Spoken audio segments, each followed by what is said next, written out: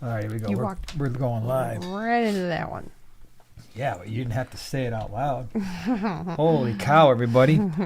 Right from the beginning of this fine live stream, she just said mean words to me. They were funny, though. He walked right into it.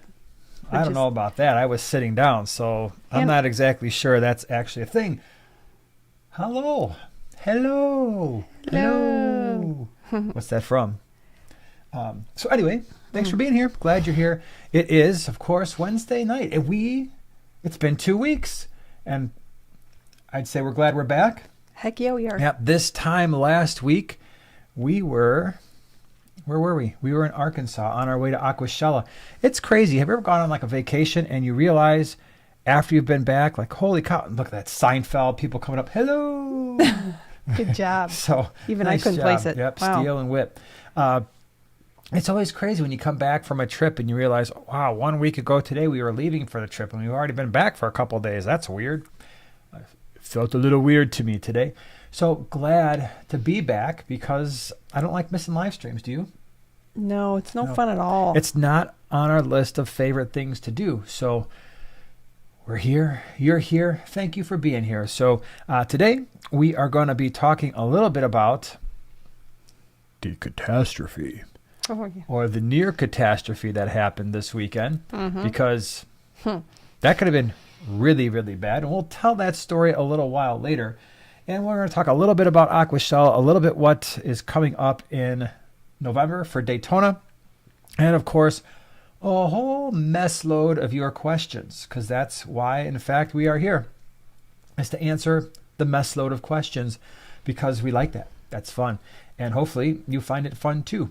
So before we get too far into things, first thing is videos that have been out and about lately. So last week, because we didn't have a live stream, I actually did a video last Wednesday on basically the entire Cchem Tidal filter line, hang-on back filters. And if you haven't checked that out, I highly recommend you do, because I basically did a summary of all of them, because we have all of them and we've done pretty much long-term reviews on all of them. And so, yeah, I just went through and kind of talked about some things I like and some things that if I was Cchem Tidal product developer, what I would change. So check it out. If you're ever interested in hang-on back filters, you can know what to expect from the Cchem Tidal line. And then on Sunday, I did the Harlequin Rasbora Aquascape species profile, but I featured a really cool Aquascape. And so that was, I was going through and I was looking for footage of that fish, and I realized, oh my gosh, when I filmed the 2019 Aquatic Experience Aquascaping contest, the winner, which by the way, do you know who the winner was? For the aquascaping contest, the big one? 2019 Aquatic Experience. No, I have no idea. So here's a funny story.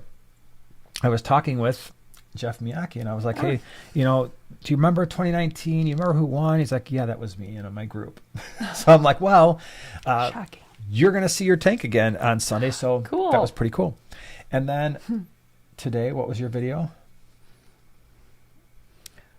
There wasn't one. Yeah. Because, well, it's a funny story, because when we came back, we actually came back really late on a Monday. That was this past Monday. Yeah, and all day yesterday I was thinking it was Monday. And it wasn't, it was Tuesday, which means I would have had to wrap video, finish it and whatever, and that just didn't happen. So, but the good news is I will be having a small scape on Saturday video, because there's a product that I've seen, and I am so excited about it. I'm so excited about it, just to show you. The other thing, too, is not only did we worked all day yesterday, but Luke graduated high school last night, and so we had the graduation. So it was a really busy day when we got back. So it wouldn't have even been possible. Even if had you remembered it was Tuesday yesterday, it wouldn't have been possible. For those pesky 24-hour limit hours per day. Yep. JK, school's out now. Yeah, well, at least for our school district, for the high school, the seniors got out the week before last, and then the younger one last week. Now the middle school, I think, goes maybe an extra week or so, and like the grade school might go into the first week of June. The one thing I don't like about that is the high school starts second week of August, And Yeah, it's last so year early. we were in Dallas and we're like, yeah, we'll see you guys in a week or two because this is way too early. And let's face it, nothing actually gets done the first week of school. So they missed absolutely nothing. So anyway, yeah, that's the story there in terms of videos. And then, of course, tomorrow we'll have the members video. And Sunday I'm going to be doing, so what I like to do for Aquashella is I kind of focus on the aquariums. So if you've seen the videos before, I'm going to show you all the really cool aquariums, hopefully in a way that you haven't seen them already. And that's kind of what I focus on. And so Sunday we'll do that. And I already have the following Sunday's video figured out because we visited some really, really cool places while we were down there. And I think they are most definitely worthy of some attention. Wouldn't you say? Oh, show. Okay. So that's what's going on in the land of videos. And this weekend, before I forget, this Saturday, we will be at the Greenwater Aquarius Society Swap. That's in Woohoo. Tinley Park, Illinois. And it's free. So if you show up, it doesn't cost you anything to get in. And there's going to be a lot of things going on. And by the way, thank you to all the people who've already put in pre-orders for fish because we got a lot more than I was anticipating based on the time of year. So that was pretty sweet. So we're going to be very busy Friday or Saturday morning packing up fish. So looking forward to that. Looking forward to that swap. So that's where we're going to be next. And then I don't know what's going on after that. I'm sure GCCA in June and then Greenwater in June as well. And then next, the biggest thing is next November, obviously, is now Aquashella Daytona.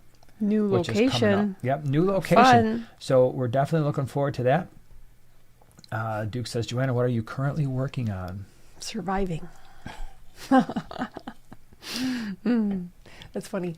I am starting to kind of plot out some new scapes in my head, but I am the type that I have to get it very worked out in my head before any construction starts. So to get my kind of game plan. Yep. Yeah, and I'm always, this is on my hit list if we can ever agree. And then, this get behind it us, I done. was like, what's on Yeah. your hit list? You were pointing over here. I'm like, Yeah. me? The What old, did I do? Wow. The old backdrop Yeah. of Reno. Yep. I wasn't quite sure where you were going with that. Anthony says, I'll keep saying it. Hit the like button. Don't cost anything. I suppose that's true, It's Anthony. free. I like the way you think. That is true. So, yeah, as always, tonight is mostly a Q&A night. Next week we'll do some giveaways, I think, probably, maybe. Cool. We've got some things, that's for sure. We just didn't have time to really put anything together for tonight because I don't know about other people. For those of you who went to Aquashella, I'm still very tired. Yeah, So I've not recuperated. So let's go ahead. Let's get into the Aquashella. Aquashella story. The Aquashella story. The weekend. Okay. Can remember? All right, can I start it off? The Aquashella. First of all the people that stopped by and said hello, thank you so much. It was so much fun meeting all you, and especially Second Floor Aquatics, who we see all the time because they are our Texas friends. They gave us each a Harley shirt from College Station, which is one that we've never been to, and also I got a little stuffed shrimp. How cute is he? So he needs a name, but I think I'm going to call him Peppermint because it's cute. Yeah. Don't you think? It is pretty cool. Rink, Cyprochrome something solo. Can I keep these with shell dwellers? Definitely. The only thing you have to consider is I did mix, I'll just give you a very specific example. I had Cyprochromis leptosoma, which is a Lake Tanganyika open water spawning cichlid. Really pretty males, blue with yellow tails. And they don't get very large. They're not very aggressive. Have them in a 40-gallon breeder. Been breeding them for many, many, many years. Kept them with some brevis, shell dwellers. Stopped getting fry for my Cyprochromis, and there were two things going on. One, the Cyprochromis male to female ratio was way off. There was a lot of males, and so they were always kind of, not necessarily fighting, but just, they were territorial. But then, even after I solved that problem, the brevis were so large that they were eating the Cyprochromis fry, even though the fry are on the larger side. And I almost never saw a shell dweller fry because the Cyprochromis were undoubtedly going and picking them off. So if you want to mix those two, they get along just fine. It's just don't expect a lot of fry survival. And as long as you don't have that expectation, it's going to be okay. So Aquashella, yeah. First of all, the setup was never easier. We got there and the setup was done. So was so usually weird. we get there on a Thursday because all day Friday we know that the booth has to be set up. But we made some major changes, and I think for an attendee an attendee perspective, the changes were way better because the booth was definitely more utilized by the attendees than it's ever been. And the reason for that is, and what you can expect, I think, in Daytona, it might not be the exact same layout. In fact, it probably won't be. But I think the theme is going to be the same, and that is we set up 8 aquariums. I think there were 4 freshwater, 3 saltwater, and then Will Nace did like a desert scape in these things in his aquarium. And it was a lot of fun. It wasn't an aquascaping contest. It was just, we had all day, right?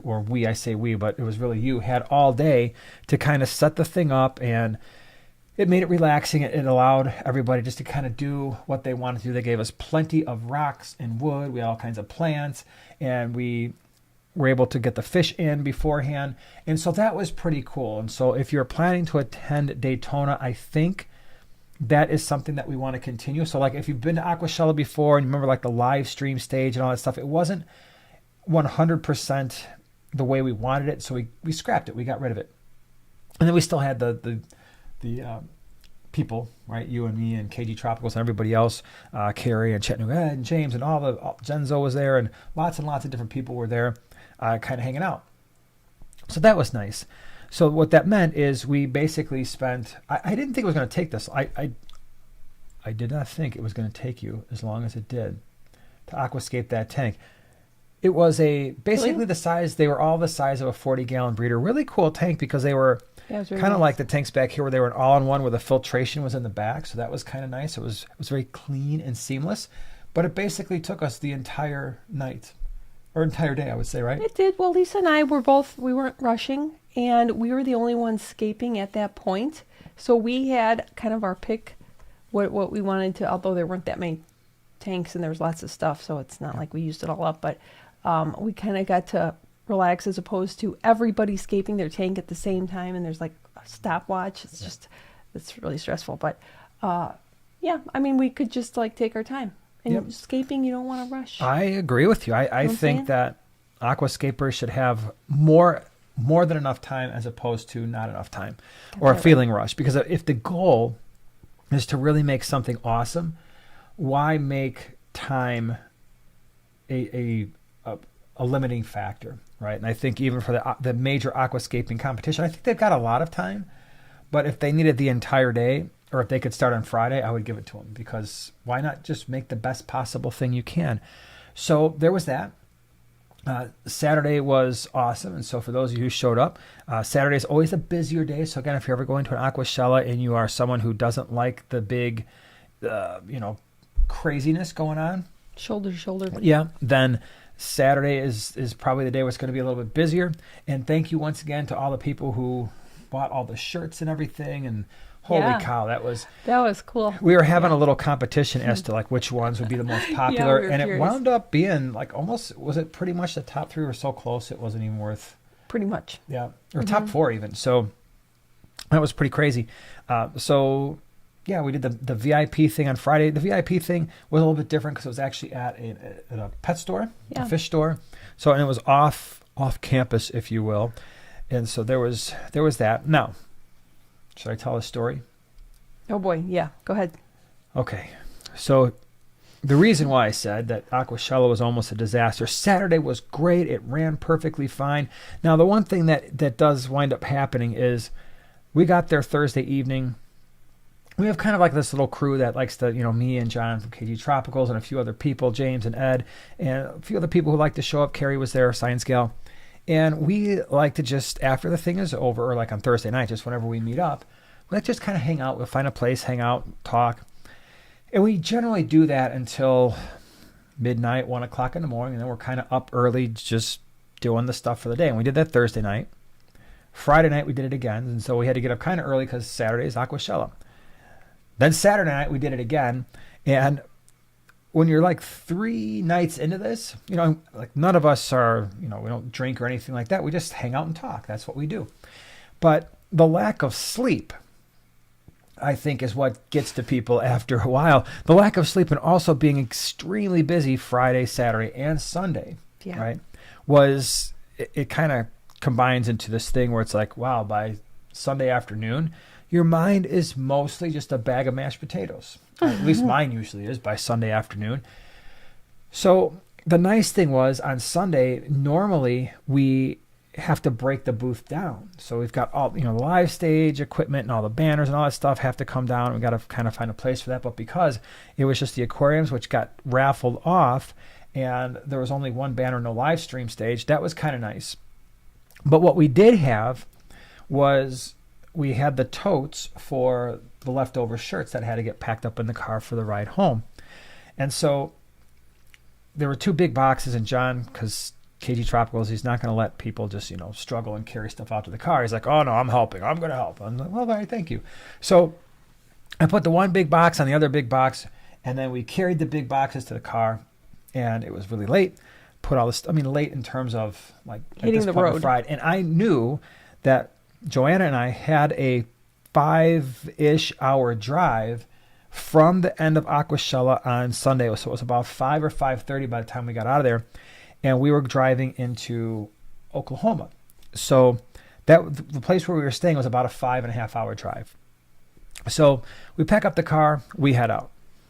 Now, you got to understand something about us. If you haven't already figured this out, we're kind of weird people, okay?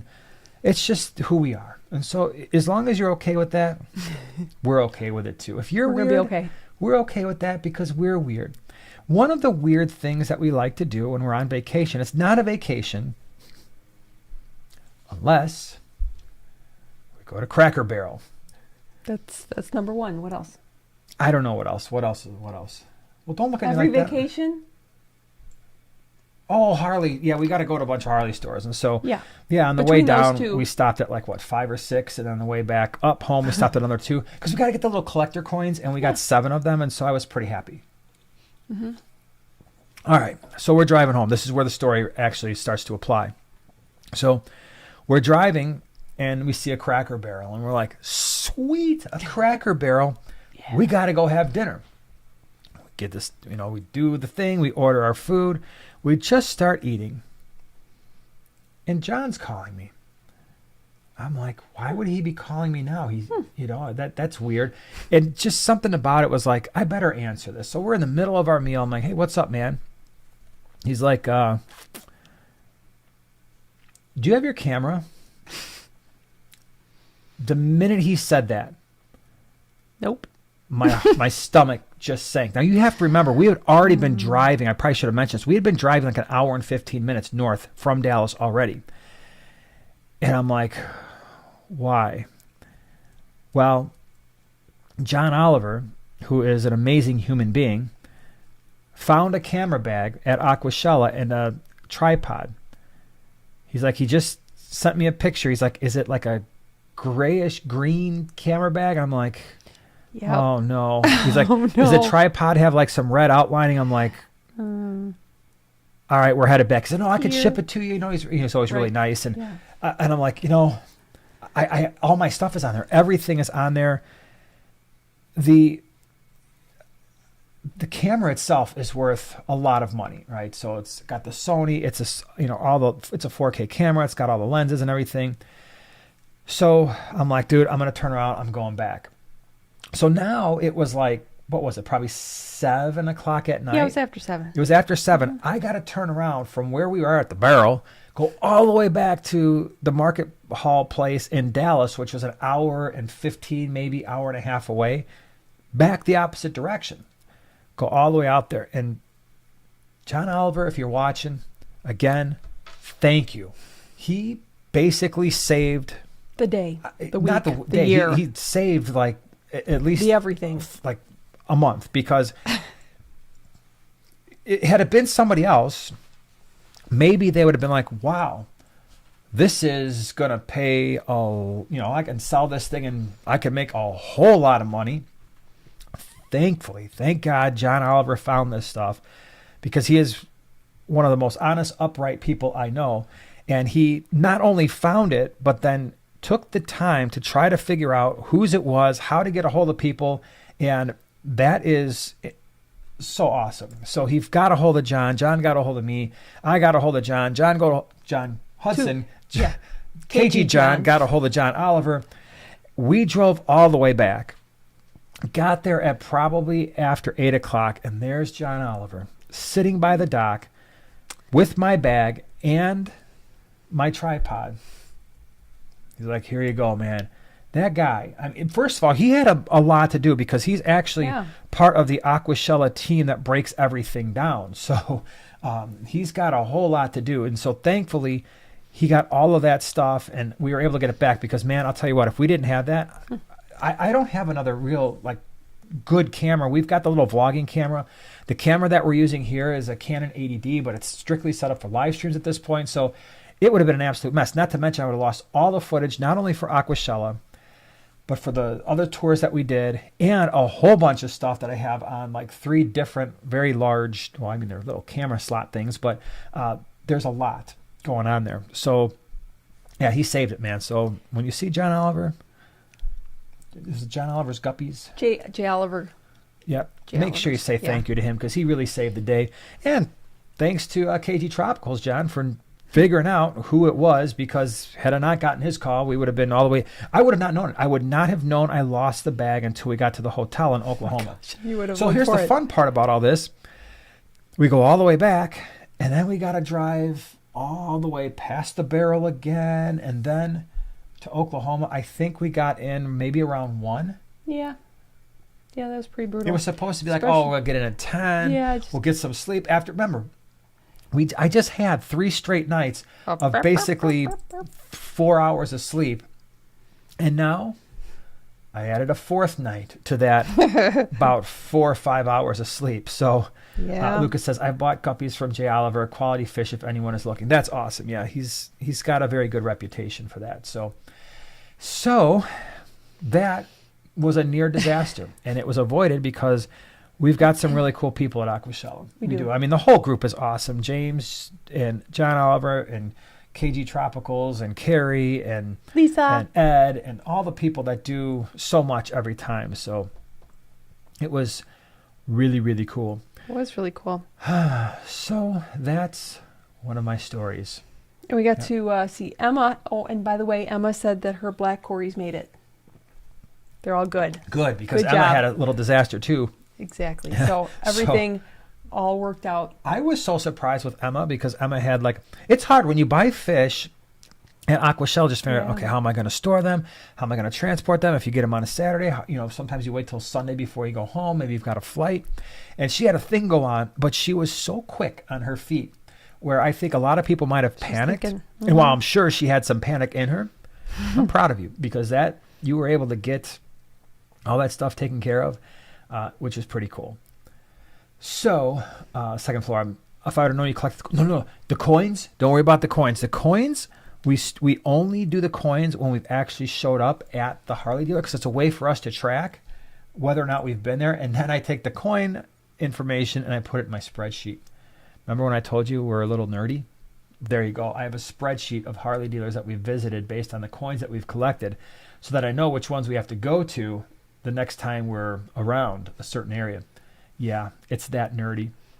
Truth Will Out, thank you so much for the super chat. And thanks for being here. No question today. Just wanted to tell anyone that is going through a tough time to hang in there because everything will be okay. Thank you for that. That's very nice. Sometimes that's a good reminder. It really is. That's cool. Thank you. Mm-hmm. All right, let me see here. We got to see Nirvana Aquatics again. Yep. Very cool. Our annual visit. And Science Gal is around here, too. Yeah, I see Carrie. Carrie? Yep. Wait, didn't you say something like you got lost? My mom got lost picking me up from the airport and waited 3 hours. Ouch. Thank goodness she finally found me. Yes. Thank goodness. It's always an adventure. Thanks, Carrie's mom. It's always an adventure. Yeah, and so Daytona, I think it's going to be awesome. It's a new location. I'm hopefully looking forward to being closer to a beach, some water. Yeah. And what's really going to be nice is for us people in the Chicagoland area, and if you're in the northern parts of the world as well, traveling down to Florida in November, that's pretty sweet. Get a little bit of warmth for a while, but hey, tack a day on before and or after, and make a little mini vacation out of it. That would be pretty cool. Chris says 99% of fish people are awesome. No, really. Yeah, I mean, there really are, unless they're hiding behind a keyboard on Facebook, Facebook groups, and they're, yelling at everybody because they did something wrong. But no, in person, I agree with that. That's why we have so much fun at Aquashella, because it just seems like you just walk around, everybody's smiling, everybody's having a good time. We all have something in common. It's like one big happy family, and I like that. Michael, thank you so much for the super chat. Any tips you can share for breeding, spawning bettas, and raising the fry? Unfortunately, Michael, not a lot, because we don't really breed bettas. The tips that I can give you based on, again, this is not personal experience, so you have to be careful.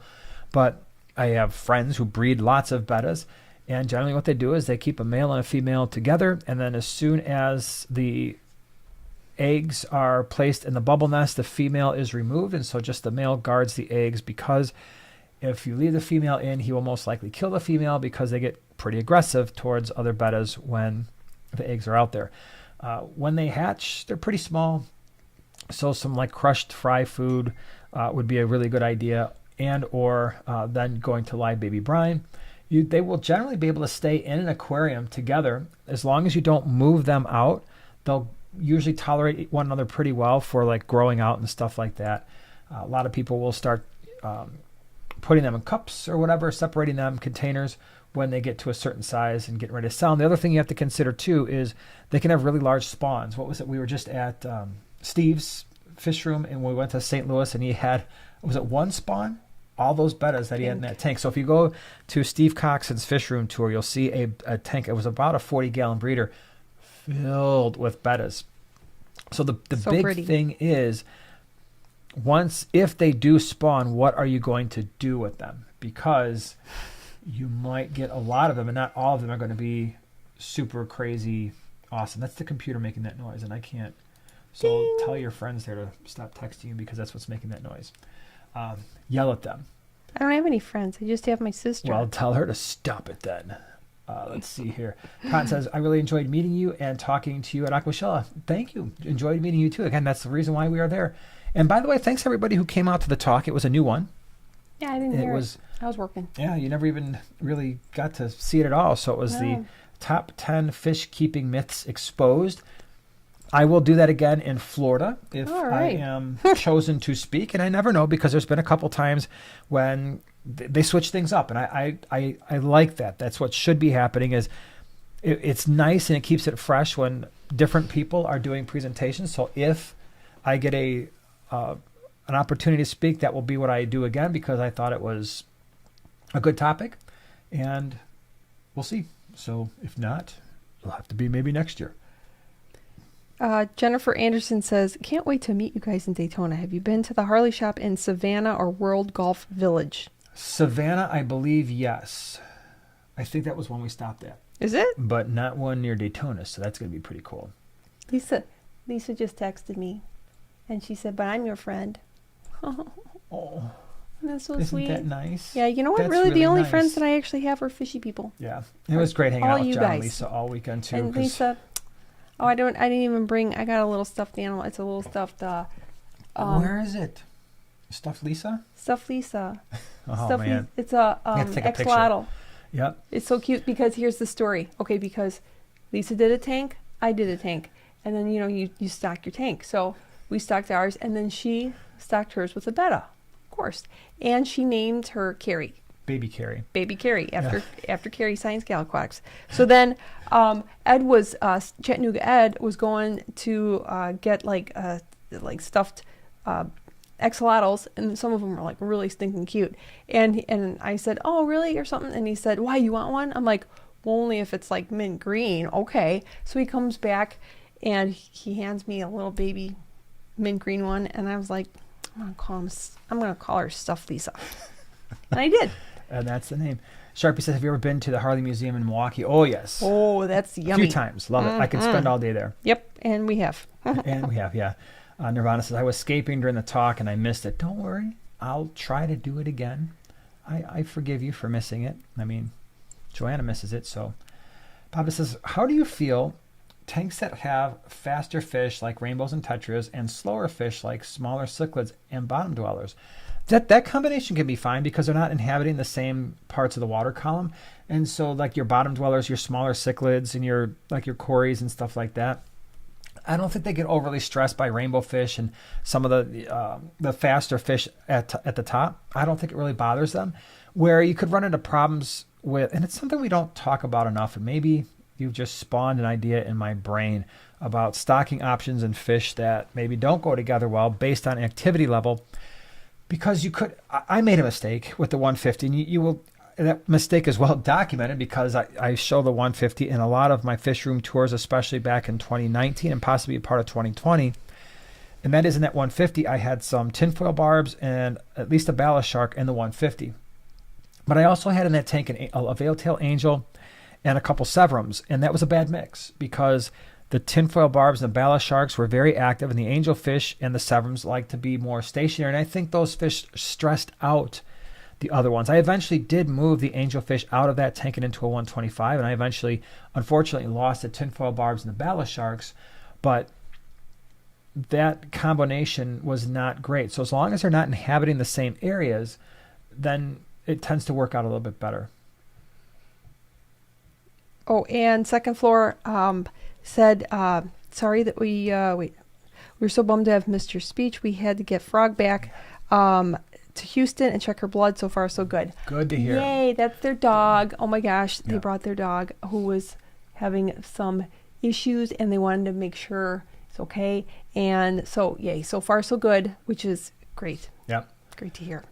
Hip Hop says, Jason, can you confirm the myth of the tank triangle, the Bermuda Triangle in every tank that fish just disappear in? Yes, it is indeed true. I've had that. Yeah. Poof. Where you're just like, okay, seriously, where did this go? Because it's not on the floor. It's not in the filter. I can't find it anywhere. It's definitely not in the tank. And it's especially alarming when you don't have other fish in the tank that could have consumed it. And like, I just saw it there this morning. You come home, it's like, it's gone. It happens. So Yeah. Can you explain it? Is it like another dimension? Is it like an aqua dimension? Yes, aqua dimension is what it is. Maybe there's like a little tiny, what's that called? That's exactly what it is. Thank you. No, the car. The Lamborghini? No, The DeLorean? thank you. Back to A little the Future? aqua DeLorean that like zooms That's in what there. happens. Alex says, do you know why my fish are moving up and down on the side of my tank? I think it's called glass surfing. New fish will do that. I mean, a lot of times new fish will do that. They're kind of getting a lay of the land and feel for their basically how far their perimeter is. But I find that to be somewhat normal for new fish, and then they stop it and it just doesn't happen anymore. But if they've been around for a long time, they can still do that if they're active fish, and that's everything else is fine. They're eating and everybody's healthy. Nobody's being bullied. Water parameters are okay. It happens. I don't tend to stress about it very much. Jay Olivers is in the house. Everybody give him a high five. A big thank you. We already spent a good deal of time explaining the great story. Yep. Talking about you, but you're the best, John. Yep. You are the best. Fish fan, good news. Tons of baby black tetras and cherry barbs. That is good. Babies. Bad news. Female betta died after 3 weeks. Oh, that's not cool. All water parameters fine, temp fine, tank must be killer. The killer thoughts. It can happen. I mean, fish fan, you've been keeping fish for a while, so you know your stuff. If your water parameters were fine, and I've talked about this before, bettas, sometimes, especially if they're bought from a big box store, may not be the healthiest fish. And so sometimes they just have poor genetics, poor health, poor immunity, and you get them back and you've done everything right and all the water parameters are great. And like I said, you've been keeping fish for a while, a long time. So you know how to keep fish and how to breed fish and do all those things. So if it died, it's one of those times when you just say, hey, I did all the things I could do. Sometimes they don't make it, which is unfortunate. Bob, thank you so much for the super chat. Sorry, what I meant was fast fish eat up all the food immediately. So how do you get, I'm sorry. Okay. So how do you get the slower fish and bottom dwellers to get any food? That's a great question. That's a really great question. So by the way, I did a video on how to feed fish. I think it was called How to Feed Fish. That was a great title. And I talk about this, but since you asked the question, let me address part of it here. So what I generally do if you're having problems with your slower fish getting fed, or especially your bottom dwellers, and you've got your rainbows or giant Danios or some tetras that just go absolutely berserk, or even guppies, right? They're at the top and then they go to the bottom. Those are actually more problematic because some of the fast fish will only eat in the water column at the top of the tank, but then you've got your live bears that are like, oh, we finished off the surface, now let's go start picking through the substrate. That can be a little bit more problematic, but a couple of things you can do. So thing number one is use multiple types of food. And so some of your food is going to float at the surface, and I would feed that first. And so any flake food that you use, let's go ahead and feed that. The fast-moving fish that are going to feed off the surface or from the water column are going to eat a lot of that food. Now, barely any of it is going to get to the bottom, which is okay because we're not worried about that just yet.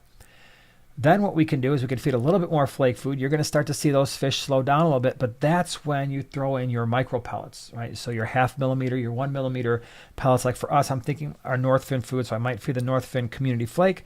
That goes in, gobble, gobble, gobble. They eat it all up.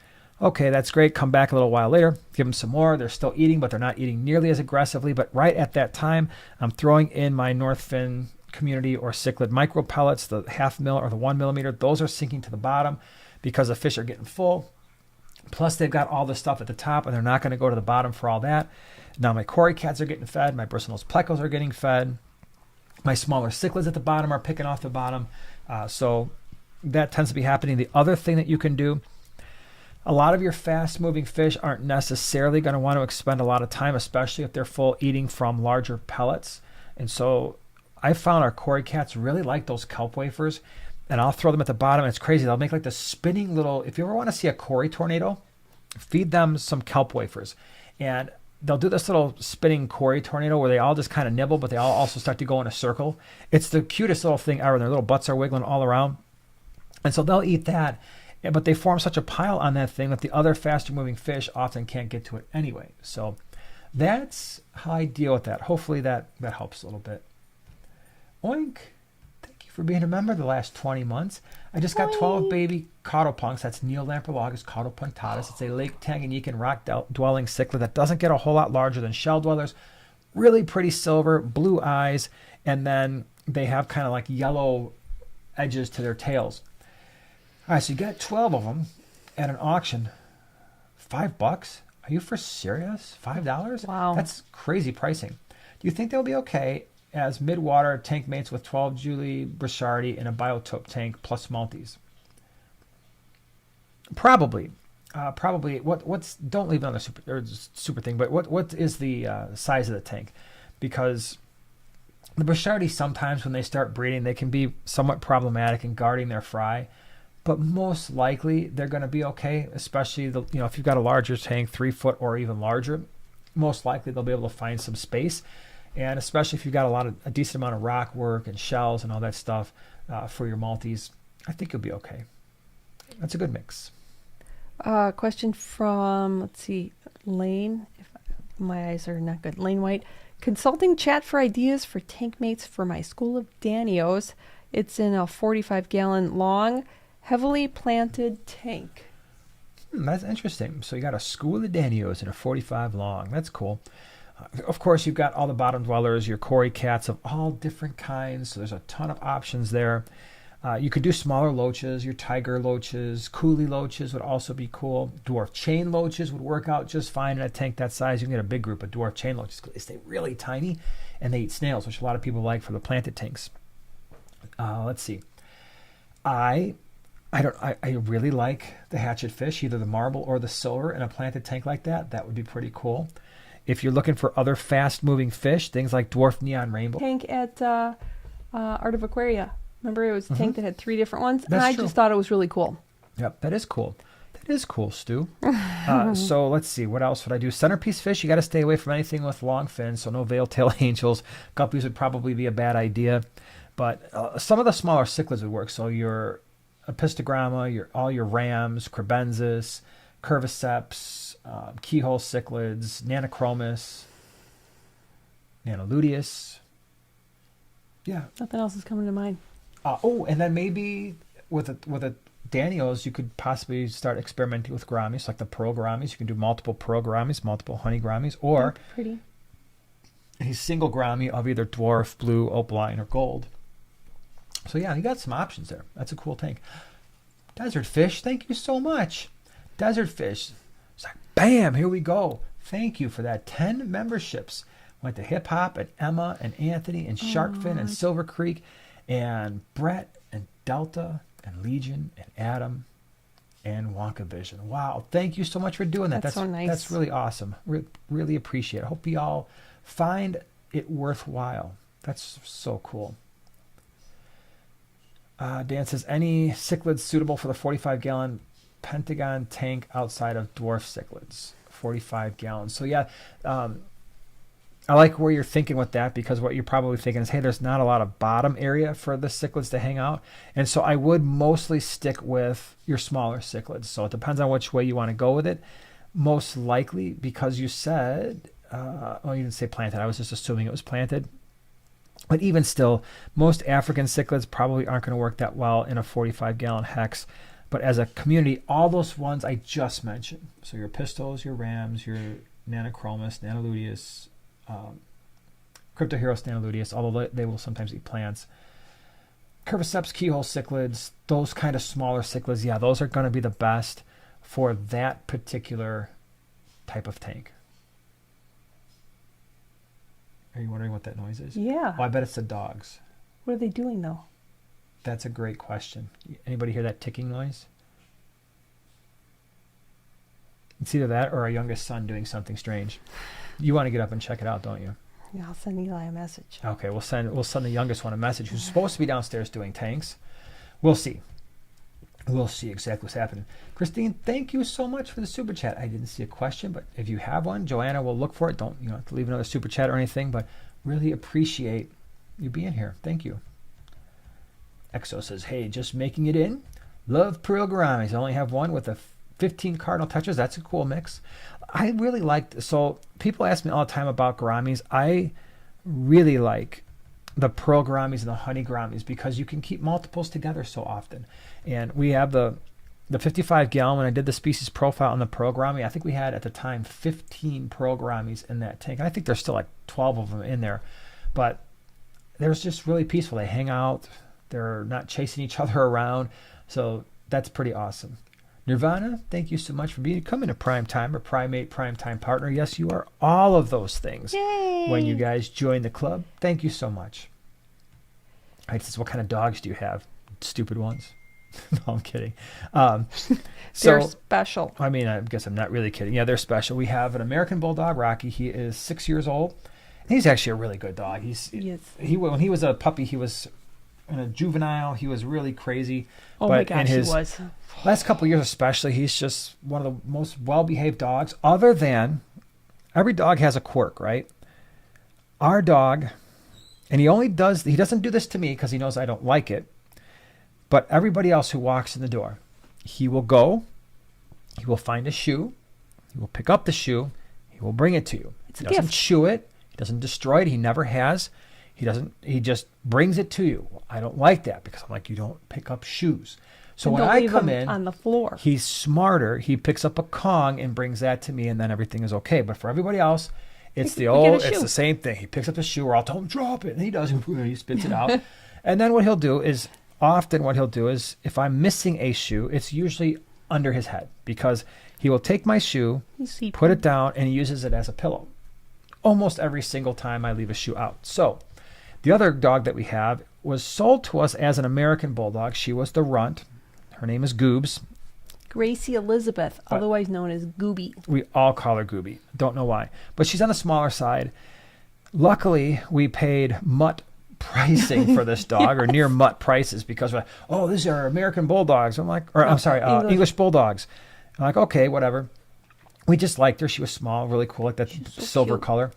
And she stayed very small. I don't even know if she's 35 pounds, but she's got longer legs and she's super fast. And she runs around the house like a crazy person. So we call her a Boston Bulldog because I would bet money that she's crossed between a Boston and an English Bulldog. So we basically have the royal family. Yes, we do. Chattanooga Ed is now a primetime partner. What? Chattanooga Ed is in the house. Appreciate you being here. Voodoo Gal. Oh, my goodness. Hi. What's up? You got your shirt. You got your second floor aquatic second shirt. floor. We were able to meet Voodoo Gal and give her your shirt. And so the transition has been complete. So thank you so much for being here. Timothy, appreciate you with the giggling fox person thing that's doing the thing. Thank you so much. Appreciate it. Look at that. So cute. All right, let me see here. I lost my question I wanted to answer.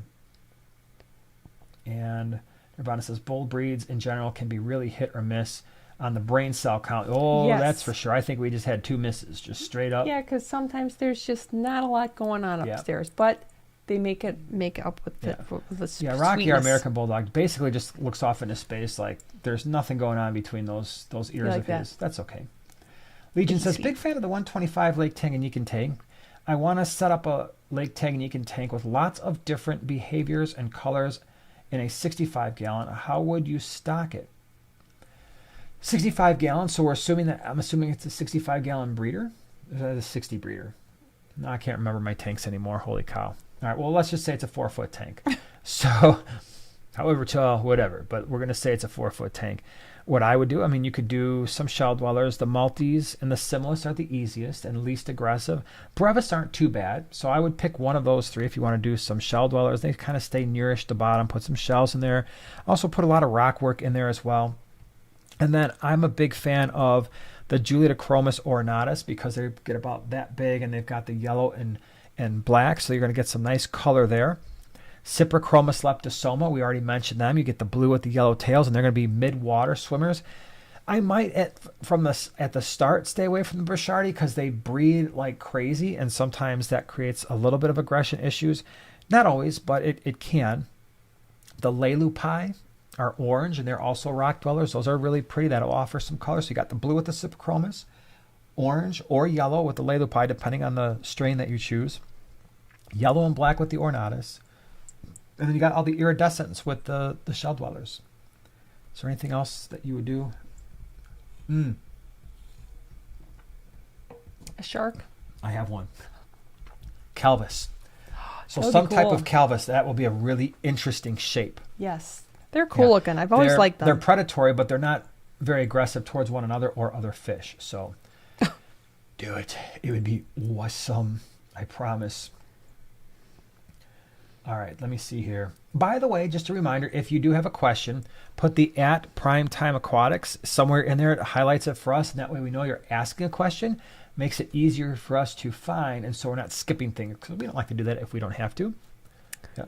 Cheryl, my friend in Wisconsin, that's so funny. Both of her girls' middle names, one is Grace and the other one is Elizabeth. That's pretty cool. How funny is that? How about that? I named her Grace because I wanted her to be a good, like a comfort dog, actually. Yeah. She didn't really do that well, and I also wanted to nickname her Gracie Really didn't do because that well. I wanted to say goodnight, Gracie. And I do every night. Good night, Yeah. Gracie. And she's not all that comforting because she's just too crazy. And she doesn't like to be snuggled. Little cray-cray. Yeah. No, she's an anti-snuggling.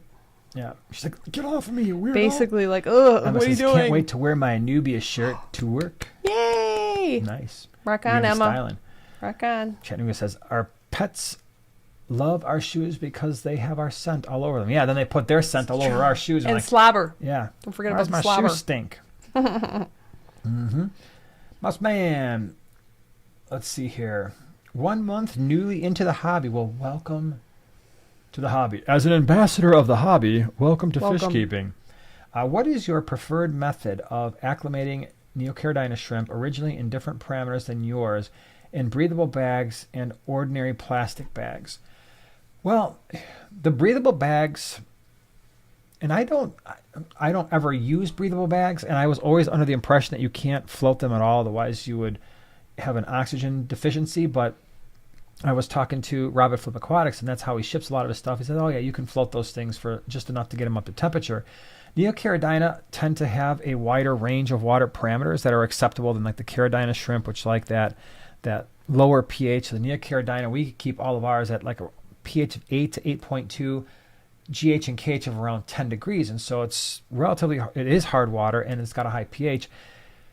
With the Neos, there's 2 different ways you can do it. You can drip acclimate them, and some people really have good luck doing that. And so if you wanted to do that, where you take your shrimp from the bag, and you put them into a container, maybe with a very low flow air stone, and then slowly over time you add tank water. I don't do that, so I am not by any means an expert in drip acclimation, because everything I get, it's like out of the bag, into the bucket, scoop them out, right in the tank they go. So I'm a drop and plop sort of person. So that's, everybody's got their own philosophies, and I have pretty good luck doing that. I really do. And I probably, quite frankly, shouldn't be doing this with the stuff that we bring in, all those thousands of fish, but I don't have issues doing that. So it's easier. But the shrimp, if you want to drip acclimate it, that's fine.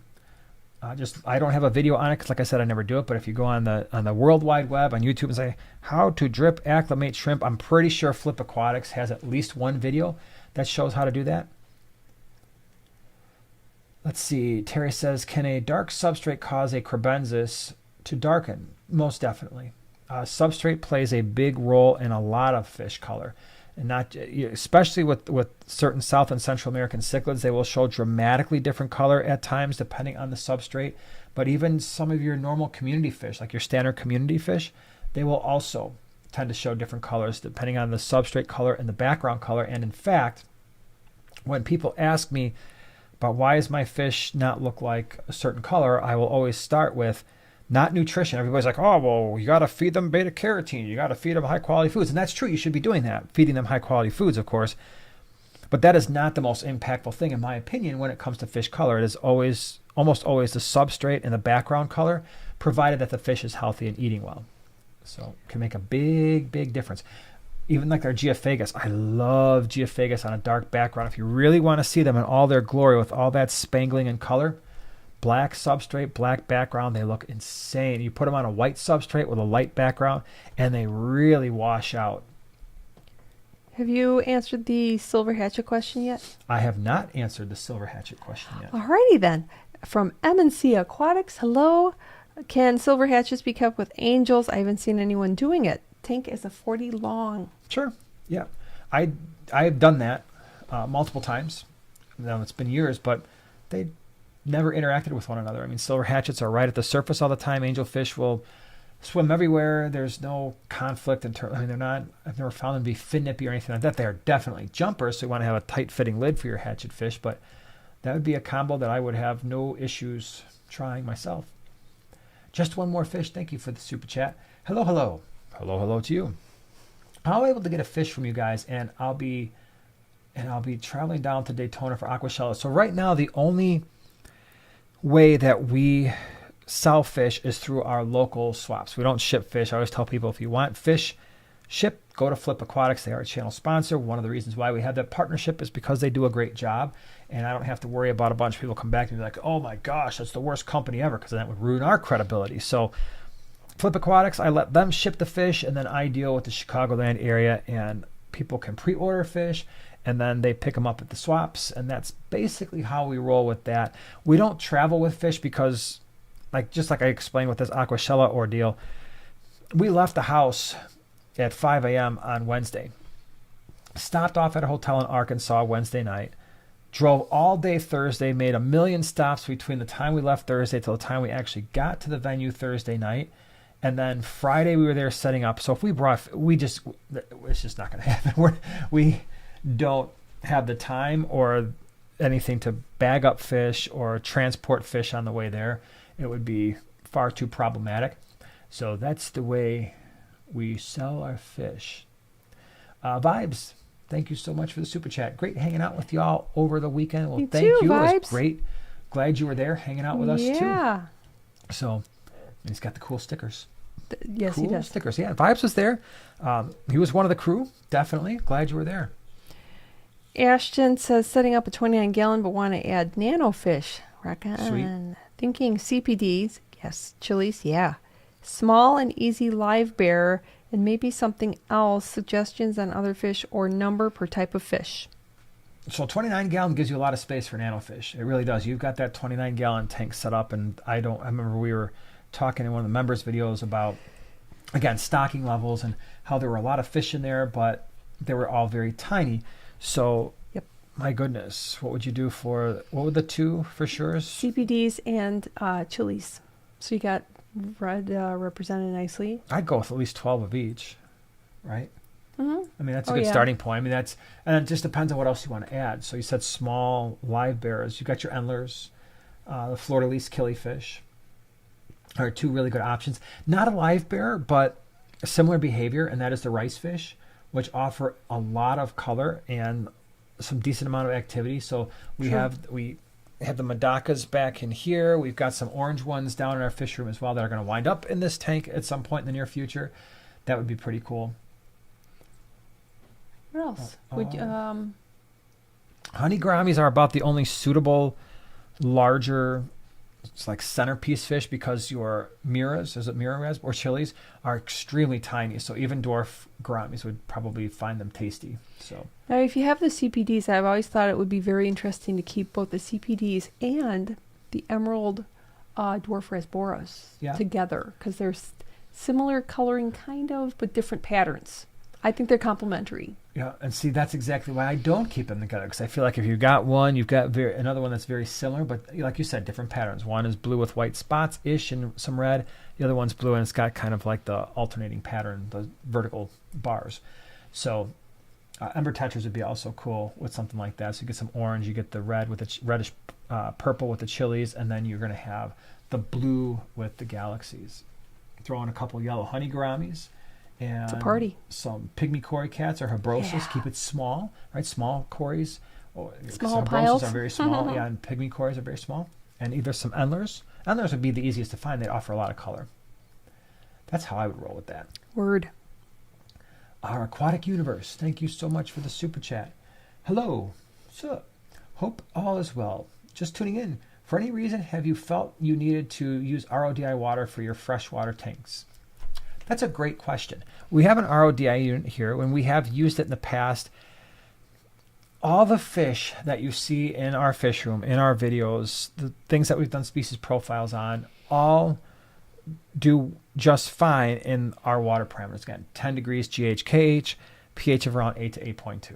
Right? The reason you're seeing them in our fish room is because they're like, oh, these guys do okay. They live a long time. They've got great color. They're eating well. A lot of them breed. But there's a reason why you don't see us with cardinal tetras, otocinclus, German blue rams. They tend a lot of the epistos, they just tend not to do well in our water parameters. Now, would they if I, let's say, cut the water 50-50 with tap water and then use the other 50% as RO to bring the hardness down and probably add some driftwood and some botanicals to bring that pH down a little bit? Yeah, they would do just fine. But with the number of tanks that we have, I don't want to go through all that.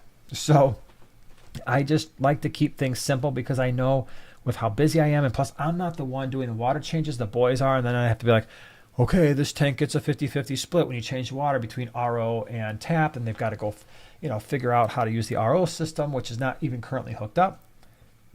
Get the water running. It wastes a lot of water when you use an RO system.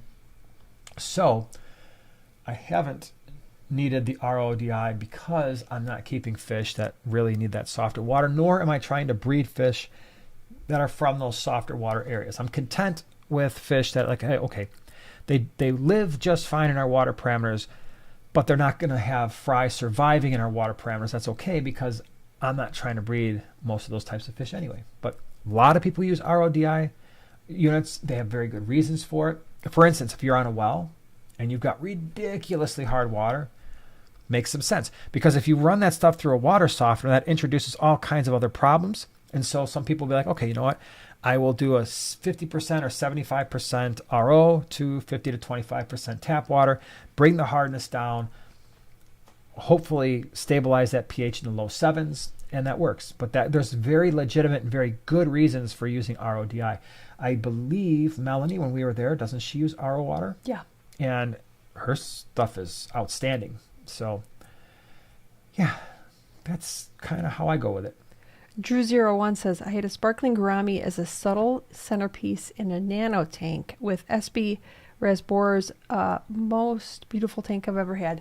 I could imagine so. That's what I'm sorely lacking right now, is a sparkling gourami tank. Ever since I haven't had them, and also ever since I saw the tank at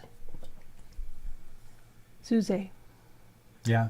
Zuze. I was like, I need them. I need them in their sparkling little eyes. They're so pretty. It's pretty cool. Mm. Just one more fish says, will you be bringing stock to the Keystone Clash? No, for the same reasons. I'm actually going to be flying to Keystone, so that would make it even more impractical. If I were driving, it's like, I don't remember how long I would drive that was. It was like, what was it, like 16, 17 hours? So that'd be another one where I wouldn't be driving straight through. I do not like to travel with fish. Even when we go to, the furthest I'm going to go is, we do the Quad City swap, and that's just, it's a one-day thing, so it's no big deal. And the whole point of that trip is to do the swap. At the minute I'm at a show, I want to be there and be 100% focused on my primary purpose, and my primary purpose is hanging out with you guys. That is my number one thing. That is the reason why we are there. If people weren't there to hang out with, just people who form our community, I wouldn't go, because that's the whole reason, the whole point of it. So, I don't want to be messing around trying to worry about fish and packing them up, because I don't even know when we'd have to. At that point, I'd have to do it the day before, which we don't ever do that. We don't ever pack fish the day before an event, because they've been sitting in a bag now for a day, and then add on a couple days after that and traveling. I don't know how people do it. People do it all the time. Yeah, I have no idea. Those are generally people who that's their focus is, let's have a booth and sell fish and do that stuff, and that's perfectly cool. I'm glad there are people doing that, because that's part of what makes a show great. But that's just not my focus. Thank you, Oink. Congrats to me. Congrats to you. Yeah, and green hearts too. Wow. Congrats to me. Did I miss something? No. What are we congratsing? The community tab from yesterday. Oh. Hello. That was like yesterday. How am I supposed to remember yesterday? Welcome to my world. Right? I can barely remember what happened this morning. I don't even know what day it is half the time. You're like, yesterday. I thought all day yesterday was a Monday, so you're asking me. And so what was yesterday? Because, it was it was actually over the weekend. It was your milestone? It was. Yeah. For whatever reason, 20K just sounded really fun. And it's a nice even number. It is, but now it's not even anymore, because it's a different number now. Right. But yeah, you hit 20,000 on your Smallscape channel. Yay! Yay for you. Woohoo! That's pretty awesome. Okay, hold on. Oh, here, this is from Legion Aquatics. The 65 is the same dimensions as 40 breeder, just 2 that's feet right, tall, just taller. Yeah. Instead of 16 inches. Would that change what you recommended for the Tanganyika tank? Nope. No? No, it would not. Same? Yeah, you'll just get more action with the Cyprochromis at the top. Yeah, that's right. The 65 is a 3-foot tank. It's 3 feet by 18.5 by a whole lot more than a 40 breeder. At least another 6 inches, I think, taller. Let's see. Ann says, I'm guessing the travel was too much for them, so likely smart not to travel with fish. Pretty much. Yeah. We're just lucky that we can get ourselves somewhere. Seriously. Right? Yeah. Plus, we like to do stop-offs. We like to just kind of wing it. Like, on the way home, because we had our Harley stop-offs, we wound up, for those of you who know anything about Arkansas, and I'm sure Jay Oliver will be like, dude, that's fun. We wound up on Route 62, which kind of goes through like the Ozark Mountain area. And then it was like, we realized based on one of the turns, we were right next to Cosmic Caves. Yes. It was like a cave thing. I'm like, I've never been on a cave tour. I'm like, we're literally going to be driving right by it. Can we just stop? Now, this was already a super long day to get home. But we're like, yeah, let's stop. And we took an hour tour. Mm-hmm. So we do stuff like that on the way there. We do stuff like that on the way back. A 1 hour tour. On a 1 hour tour. Yeah, it was cool. Yeah. But we didn't really get splunking. We didn't do any splunking. Because that's just such a level. Weird word. It is, but it's fun to say. I've never actually used it in a sentence. Stalagmites and all that stuff. We got to see that. That was pretty cool. Yeah, we did. And they told us we could even touch one of the rocks, and that was fun too. Normally you don't do that, except for the designated rock touching area. You get trouble. And we got to drink not cave water like standing water, but the cave water that was coming out of the roof. I did not. Yeah, I did because it was delicious. And plus I was really thirsty. Let's see here. Say No to War says, any thoughts on the 60 breeder tanks? Just got one and building the 2x4s to add on to my wall. They're the worst. 60 breeders are, I can't believe you did that. I'm kidding. I'm totally kidding.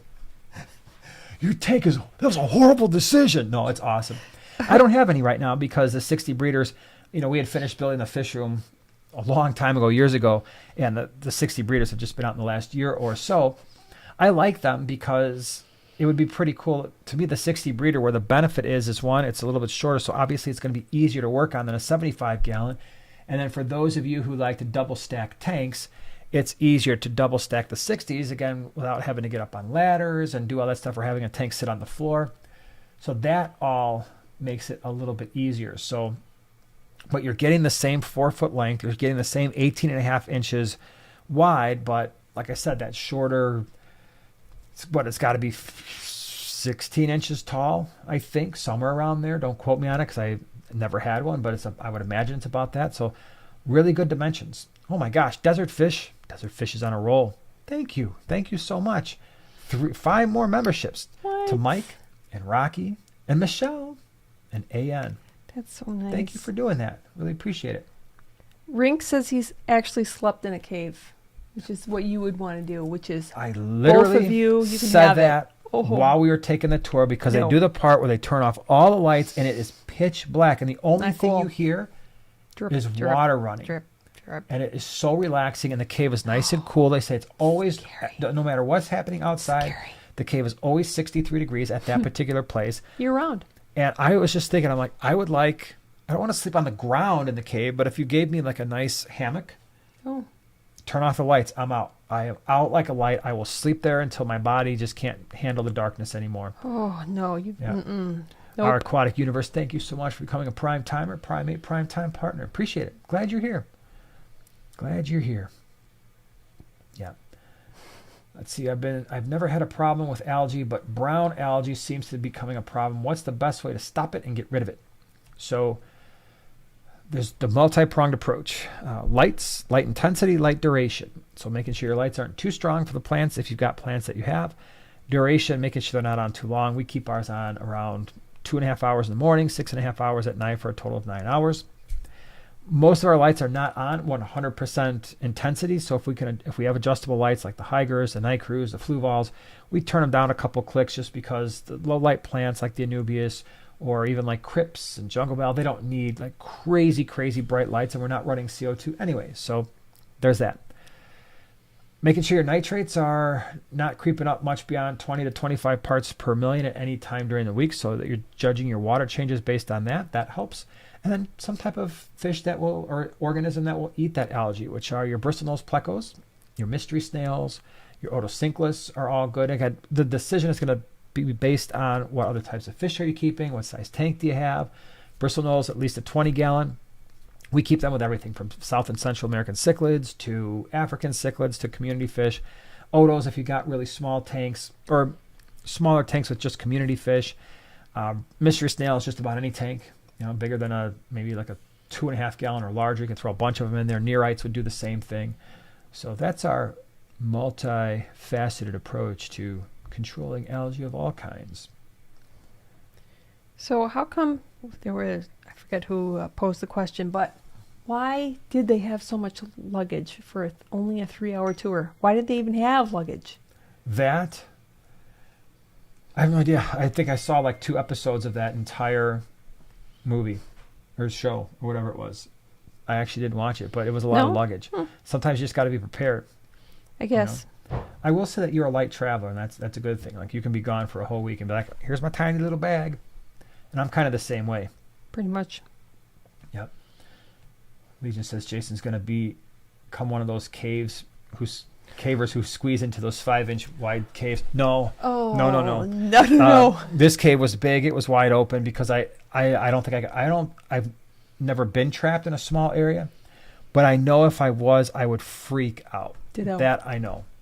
So that's never going to happen. I would look at it and be like, the minute I have to start crawling and I'm surrounded, no thanks, I'll turn around. I'm going back. But the ghosts are coming to get you. Then me and the ghosts are going to have to brawl because I'm not going in there. So we're just going to have to stand toe to toe. Stand toe to toe with the ghosts in the caverns. Yeah.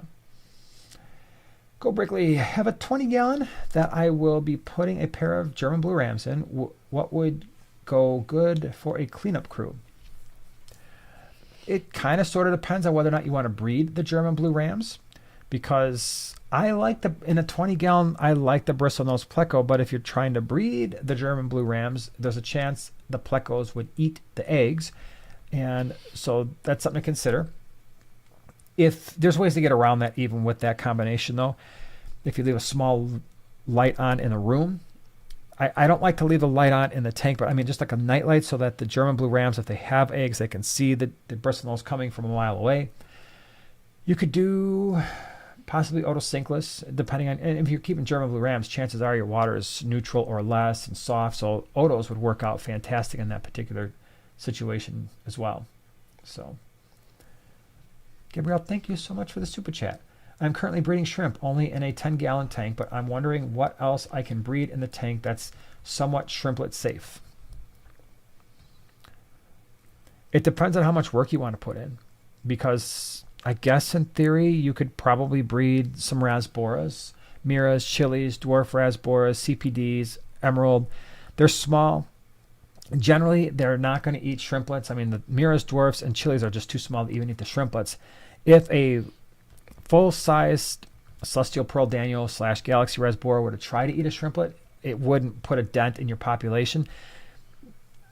You would still probably use, for some of the fish or like the smaller tetras, if you're using a spawning mop, there's a 100% chance that your shrimp are going to get caught up in that spawning mop. So as you're moving it, so that's going to be kind of a pain. I don't like to try to breed other things with shrimp. Now I will on occasion do bristlenose plecos and shrimp. That I've done because the bristlenose don't eat the shrimp and the shrimp don't have any impact on the bristlenose. So I've done that combination. It works.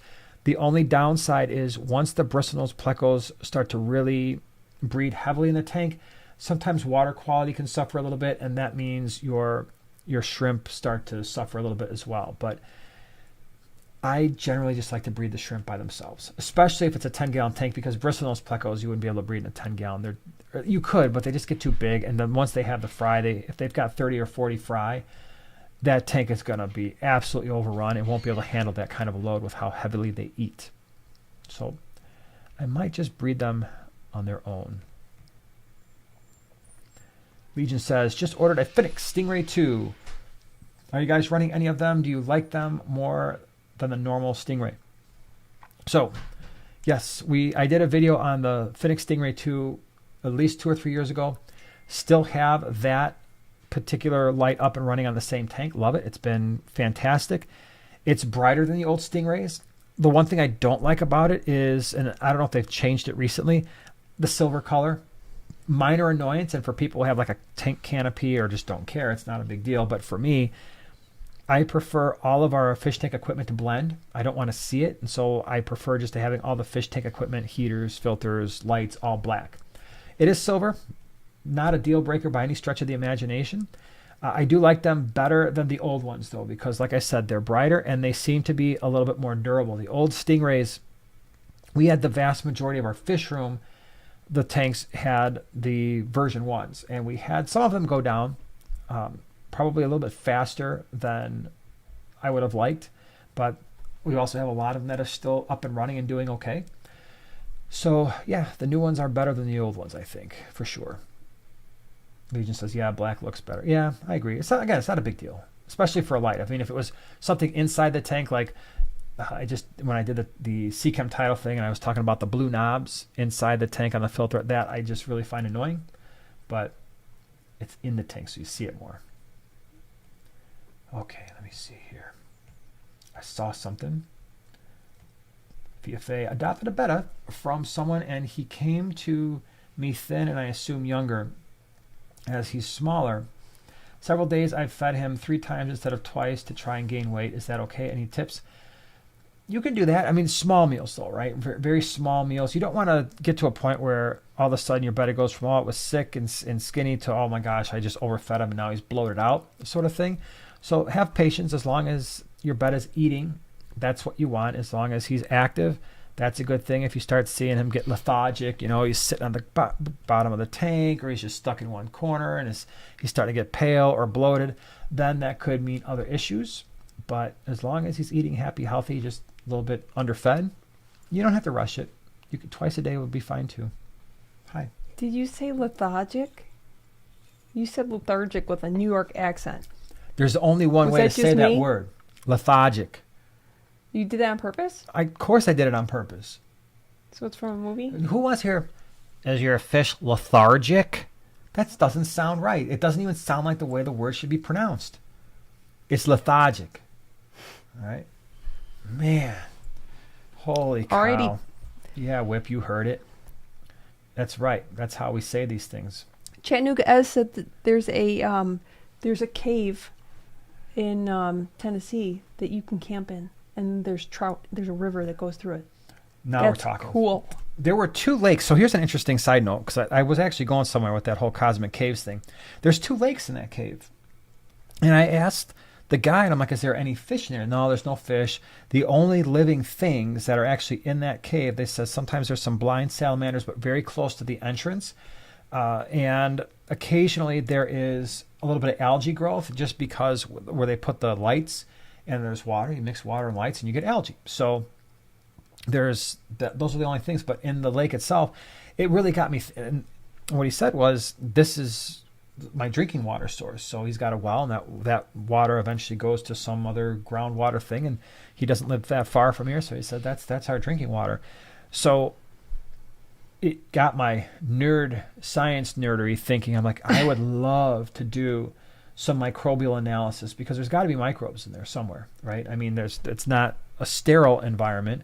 So I would love to do some inoculating of some media see what we can get growing in there. It's good to The know. only issue would be keeping it cold enough, because normally we incubate things at like room temperature or warmer, and that we'd actually probably have to put in a fridge to keep it, or not quite a refrigerator, but 60 degrees Fahrenheit. So what would that be? Somewhere around 17 degrees Celsius? Yeah. If you say so.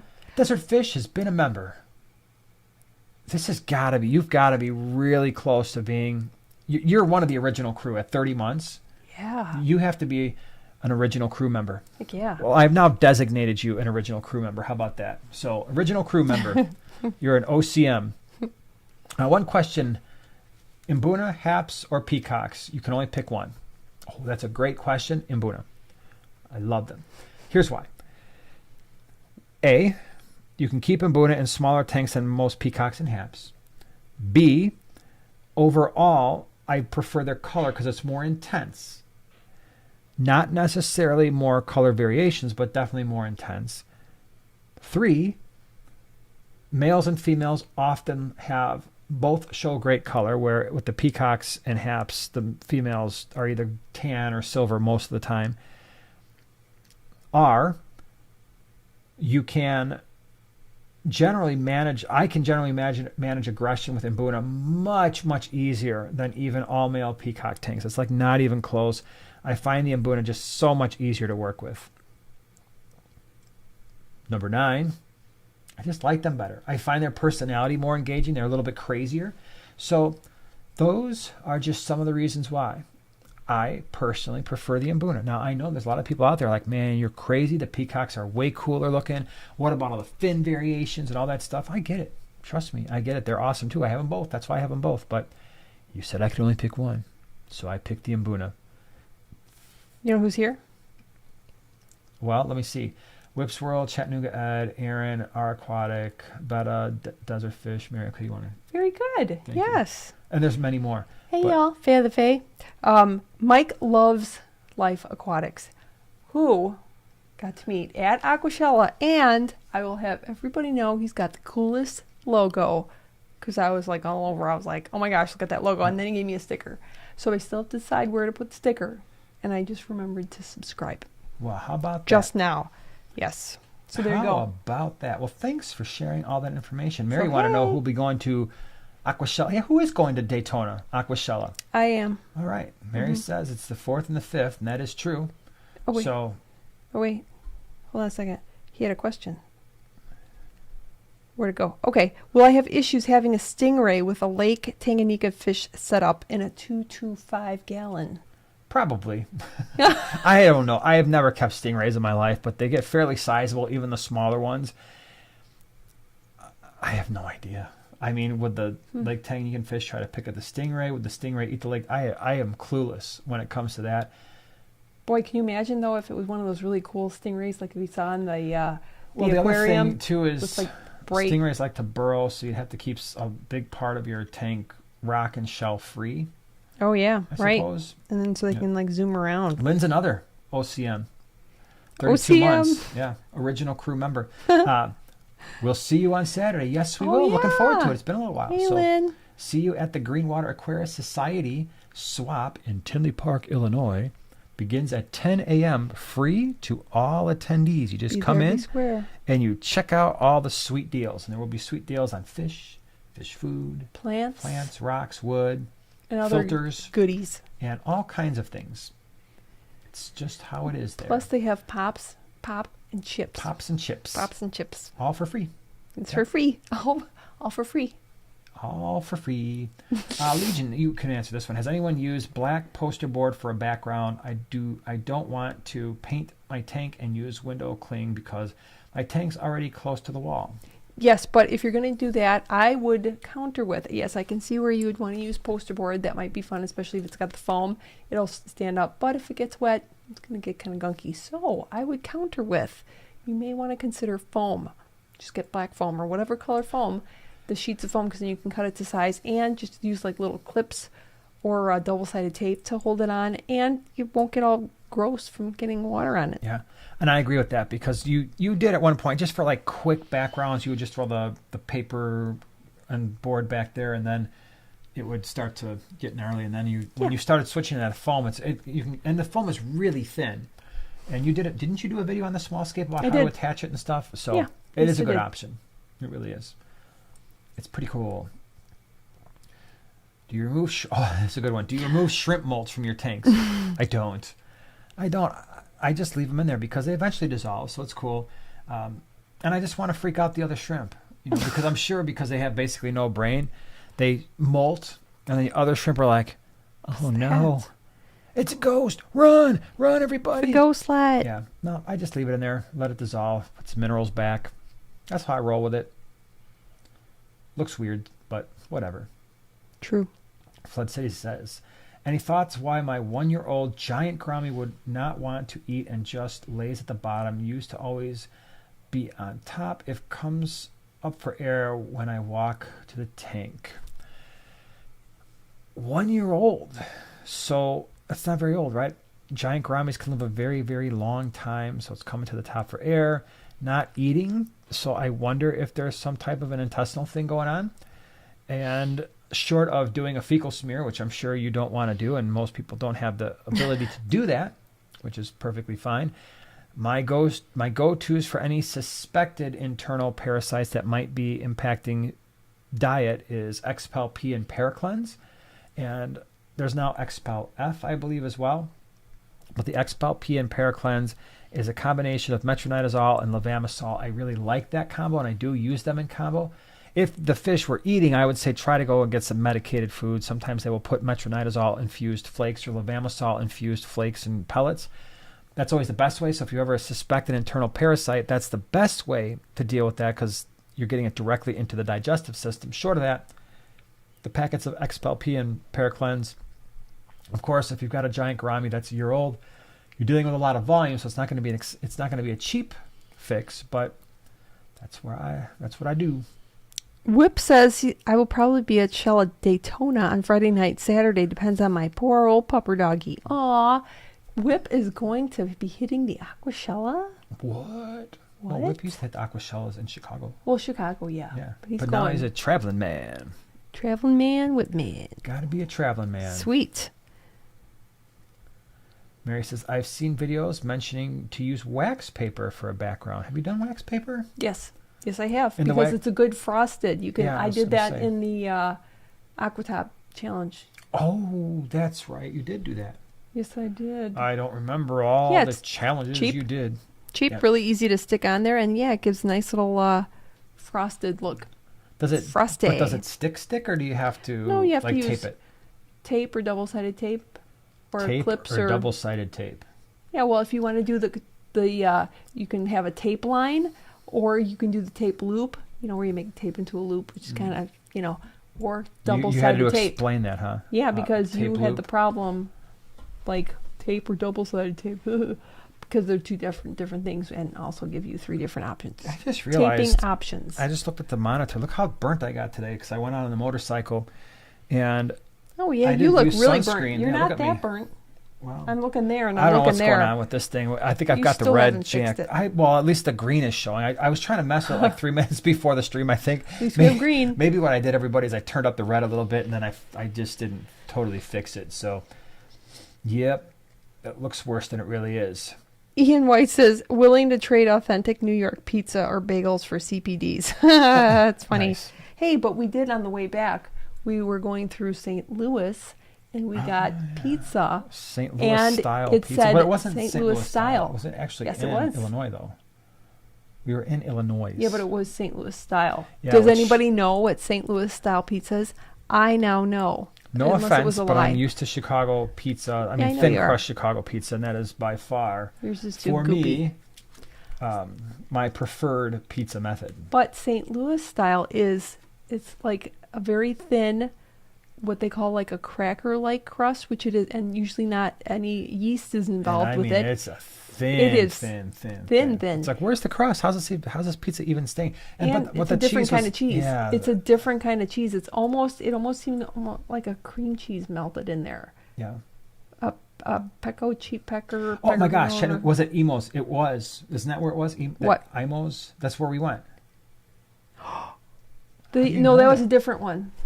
The one on the way home that I'm talking about is different than the pizza place that we went in Dallas. But yes, that was Emos. That was the place we went Yeah. to. That's what I just said, Yes, man. but not the one that I was just talking about, the St. Louis style. Yes, it was. No, it wasn't. We were on the way home. Yes, that was the place that we went to. That's what it was called. It was? Yes. What was the place in Dallas that was? Pie Tap? Oh, my bad. Yeah, Emos. Okay, yes, Thanks, it Ed. was. Nice job. Let's see Caught up. here. Bish says, I'm new to the hobby. Well, welcome to the hobby once again. I just got some pandacories in a planted tank. All of them died in 4 to 5 days before all of them going no. upside down. I got no idea what happened. Can you explain? Well, hard to say for sure. Biggest thing when it comes to establishing a new tank was the tank cycled, which means the beneficial bacteria exist that could break down ammonia and nitrite, converting it to nitrate. That is usually the number one thing that can happen in a new tank. So you get what's called an ammonia spike or a nitrite spike. I've done videos on how to deal with those, how to cycle tanks, how to do it quickly using products like Fritzzyme 7, which adds the live nitrifying bacteria directly to the tank. Could have very well been that. If they died that quickly, that would be my original guess. If the tank was cycled, sometimes smaller cory cats are sometimes not the most hardy, and so if there was a change in water parameters, that can do things, unfortunately, to your fish as well. Whips World, I just threw up in my mouth a little bit. Whip, I'm there with you, my man. I mean, don't get me wrong. I Only likes one. polished off half that pizza because I was starving, but no, that was the last time I will be doing that. Chris says Boca Raton style pizza, 3 times the cost. That's funny. It says, what is the blue Apisto size cichlid in your Apisto short on Tuesday? Was it a baby Acara or a blue color Apisto? It was an Apisto. I believe that video that wasn't my tank. That was actually a display that was from Aquashella, or I believe it 2019 in Chicago. I think the blue one might have been a young Borellii. That is my guess. They also get a lot of yellow as well, but I think that's what it was. Matthew says, cold water, sub 70 degrees, schooling fish, and cleanup crew for a 55-gallon. Well, your schooling fish has definitely got to be your white cloud. So you can do the gold white clouds, the standards, long fin or short fin. But love that comment. So that would be really cool for your cool water fish. And then cleanup crew. Bristlenose plecos can go in the 60s without any issues. And a 55-gallon, that would work out pretty well. That's what I would do. Let's see here. Legion says, if you ever want to give Primetime Aquatics a good gift, you should definitely send them hornwort. They barely have any, and they have been looking for more. Oh, that's real funny. Yeah, that's That and duckweed. We're always looking for duckweed. I basically throw hornwort away by the 5-gallon bucket. So, yeah. We should start does anybody bring that to the swaps? Duckweed? No, hornwort. Or hornwort? No. I know hornwort is actually pretty stinking popular in a lot of places. Yeah, it's crazy. It is crazy. It says, will snails and shrimp eat apisto eggs? When breeding apistos, do you keep them all by themselves? I do. Keep them by themselves. The shrimp will not usually eat apisto eggs. In fact, usually the apistos just eat the shrimp. Snails could, I suppose, if they have access to the eggs, but if they've laid the eggs in a place where the snails can't fit, you don't have to worry about it so much. Nirvana, find someone who keeps chickens and ducks. They love duckweed or goldfish. I mean, I've got a goldfish tank and it's cichlid. I mean, I got mechanisms to get rid of duckweed. I've got severums. I've got all kinds of African cichlids. Goldfish, I will just take a big clump and just chuck it in there, and they eat that as they see fit. So yeah, I've got ways. Holy cow! I just realized this was a really fast 90 minutes. So everybody, I think Already. we are going to call it an evening because magically it has been like an hour and a half has gone by. So glad you're back hanging out with us. We will be back same time, same place next week. Bring your questions. I'm sure we'll definitely be doing a giveaway next week. I don't know what that's going to be, but there will be something because we've got some stuff. Definitely have some stuff. And yeah, thank you so much for being here. Thank you to all the new members and for all the super chats and stickers and all that stuff. Really, and to our moderators for well, let's face it, everybody here gives you guys a somewhat easier job because they're so well behaved, which is pretty awesome. But our moderators are the best. They sure are. Thank you so much for being here, and we will see you hopefully same time, same place next Wednesday. Have a great week. Bye bye, everybody. Bye bye. Stay classy, San Diego.